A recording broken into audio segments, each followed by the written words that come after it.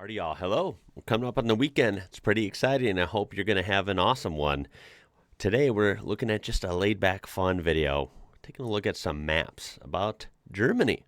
Let's take a look. So, first one is right here. And I'll kind of do one of these. I'll switch between views. How do you say it? Of course, here, I was always taught Germany, right? But it can be called different things. For example, my in-laws and my wife, if they're speaking Spanish, they call it, something along the lines of Hermania. Heard that many times. Of course, I've also heard, I think I say this sort of right. I always doubt myself. Something like Deutschland, right? That being common as well. So yeah, this is kind of like a rough breakdown of what you would hear it referred to as. Wherever you're at in the world. Some of these I've never heard, though. Like, for example, Saxon or Nemec. I've never heard it referred to in that kind of regard. So that's interesting. What do you hear the most based on where you live? And do you think this map is fairly accurate? These are maps showing there's still a big difference between East and West Germany. Some of these might go over my head, but I feel like it's kind of interesting to look at. And, of course, most countries, especially if they're, pretty big, they might have quite a few differences. That definitely goes for like where I'm from in the U.S., right? So obviously some places just turn out and evolve different, as well as, of course, over time, history, political things, they definitely can shape different regions. East and West Germany are starkly different sometimes. So, yeah, you saw average monthly salary, household income. It's a lot different. It tends to be a lot lower in Eastern Germany. Unemployment rate, minimum wage, biggest increases. These maps go quick, so I got to kind of do one of these.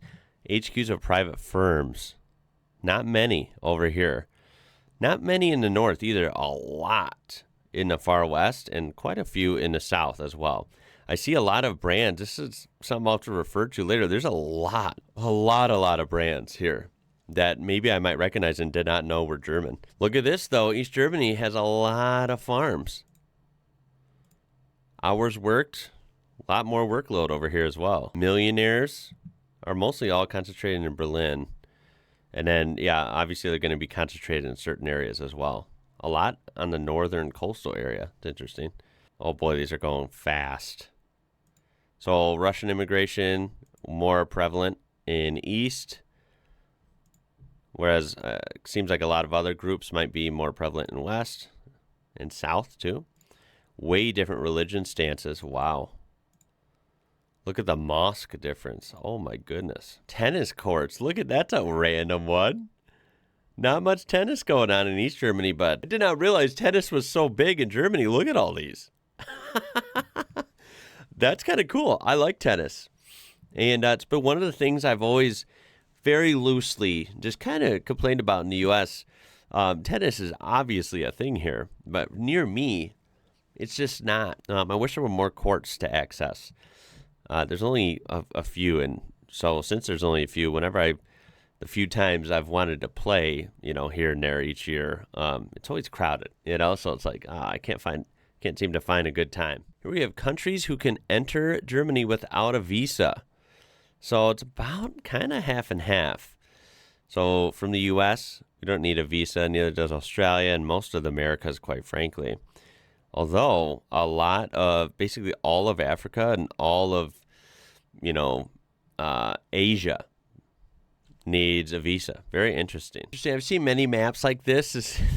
This map is called the United States of Germany, basically referring to, quite honestly, when you break it down by county, these are down to the county level.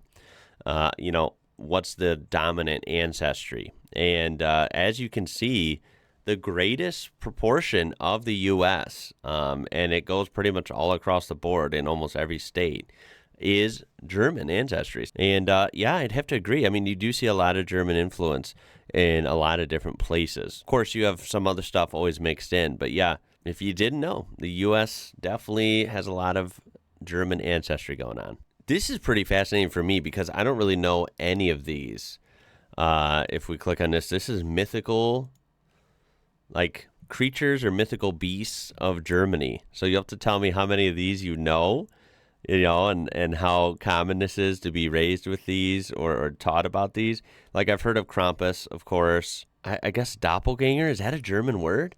I've heard of that. That's like how do you explain doppelganger? It's like your twin or someone, it's like another version of you. Is that something, right? Or like an evil version of you? How's that work? It's something like that. I know that. I did not know that was a German word, though. It's pretty cool. Other than that, I don't recognize really any of these. If you are watching this, especially if you're watching this from Germany, or I suppose just anywhere in Europe, how many of these did you know? This is a population density map of France and Germany for reference. And you can see, just like anywhere, where like the big population centers are. Of course, huge, just almost like a mega metropolitan area over here in West Germany, like West Central. And then, of course, you have some bigger ones down here. Of course, Berlin, pretty big in East Germany. Whereas most of East Germany is pretty, I don't know if it would just be rural or very, low population outside of Berlin. And honestly, I didn't know this about France. Kind of the same thing. Of course, you have Paris right here. And then, I don't know, like other than some bits on the coast, a lot of France is kind of empty. That's kind of wild to think about. All right, now these are always cool. This is a map of all of Germany's watersheds. Oh my God, that is actually really cool. Definitely lots of water flow going on. That is insane.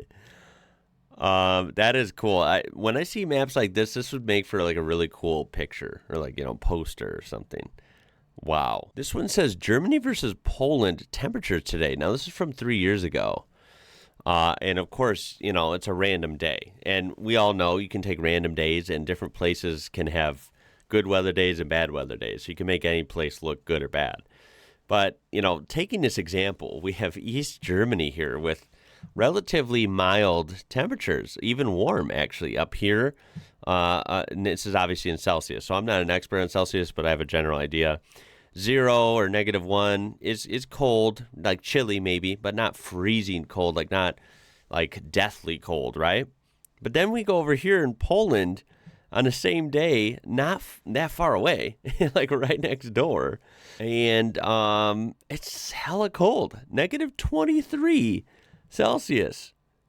-30s in eastern Poland. I mean, that is insane. 30-something degrees Celsius colder than just over here in Germany.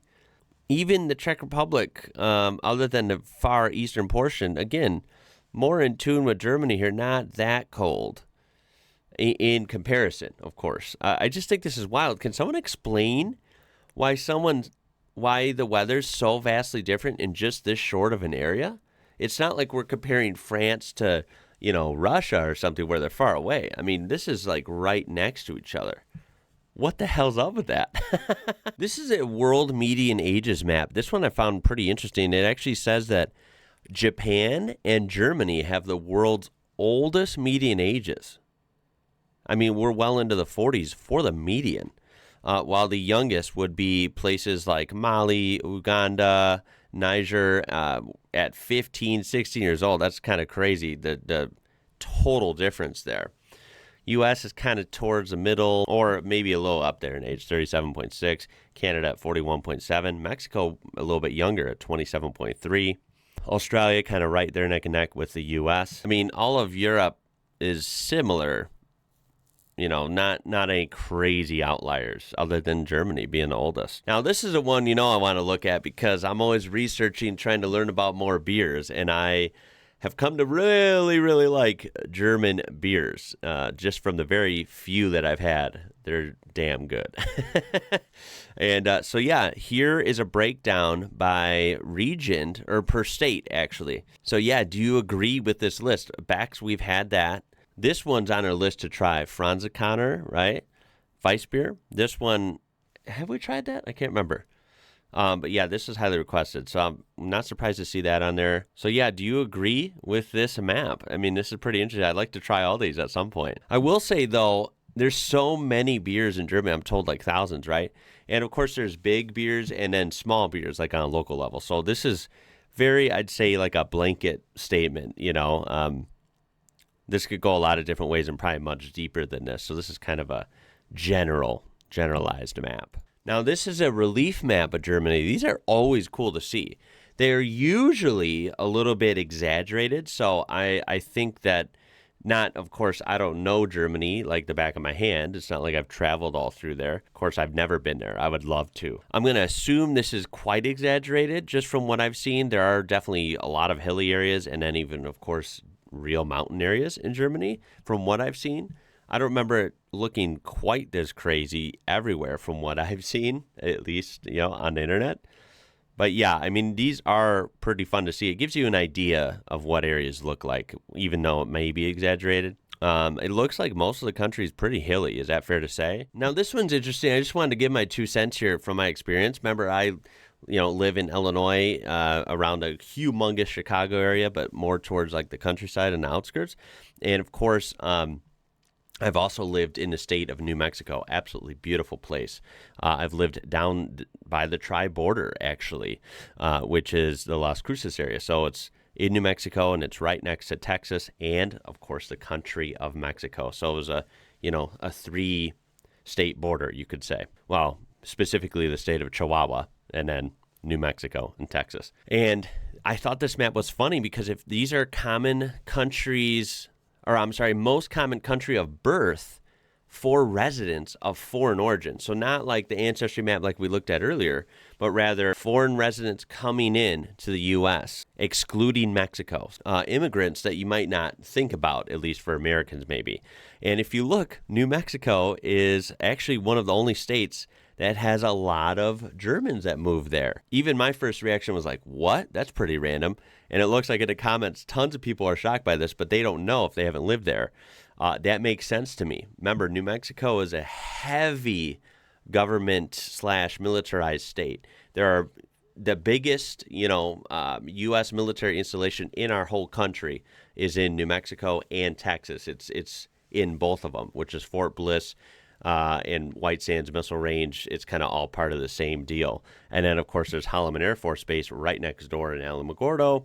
And then you go up the state, and there's tons more. Los Alamos, Sandia Labs, Kirtland Air Force Base, to name a few. There's even more than that. And fun fact, there is like a whole bunch of German military at that Fort Bliss area and White Sands Missile Range as well. So yeah, I've seen it on the news down there. I've seen different videos before of straight up Germans speaking German in parts of New Mexico, and it's pretty interesting if you think about it. So I thought I'd throw that in there. I can vouch for that's what I learned while I was down there. And if it's not part of that, maybe they just come for a great view. I mean, it's a beautiful state. Red rocks, big mountains everywhere, beautiful climate, super dry.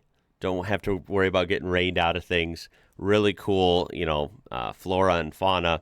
And, of course, the best night sky, I would argue, in all of the U.S. It's pristine. You can see every star in the universe. And then we're going to end it with this one. This might be one of the coolest things I've ever seen. This is the unofficial world's largest map, located on a cooling tower of the former gas-fired power plant of Meppen, Germany. Look at that. That is absolutely wild. How did they do that? Look at how big it is. That's just something you would not expect to see at all. And it must go all the way around. This video sadly doesn't show it, but you can tell it wraps around. How neat is that? Well, that was fun. It is a weekend, so I hope you guys have a great one. There's tons more we can look at with this. So if you liked that, let me know. We can do more episodes of this. Appreciate you watching. My name is Ian. You're watching IWrocker. Until next time, y'all. I'll catch you later.